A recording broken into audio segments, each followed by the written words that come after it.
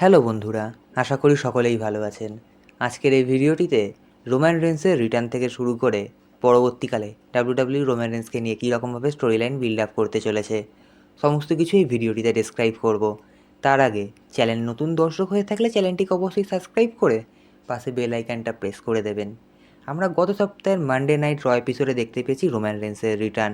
এর দ্বারা কিন্তু বোঝাই যাচ্ছে যে রোমান রেন্স শুধুমাত্র র কিংবা স্ম্যাকডাউন নয়, বরং গোটা ডাব্লিউডাব্লিউ এর ফেস হিসাবে ডাব্লিউডাব্লিউ রোমান রেন্সকে ব্যবহার করতে চাইছে। গত সপ্তাহে র এপিসোডে আমরা দেখতে পাই যেখানে রোমান রেন্স আসেন এবং সেখানে কিন্তু তিনি সিএম পাঙ্ক এবং জে উসোকে সাহায্য করেন।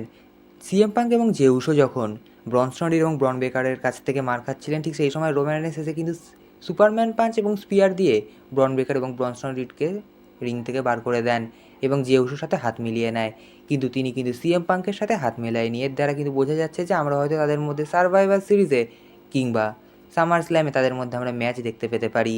এবং এটাও বোঝা যাচ্ছে যে আমরা কিন্তু আবার নতুনভাবে ব্লাড লাইন গঠন হতে দেখবো, যেখানে কিন্তু Roman Reigns, স্যামি gen, J Uso এবং জিমি উসো একটি টিমে থাকবেন এবং অপর টিমে কিন্তু থাকতে চলেছেন সোলো সিকোয়ার দল, অর্থাৎ সোলো সিকোয়া, জেসি ম্যাসাও, হিকুলিও কিন্তু বর্তমানে রিটার্ন করেছেন।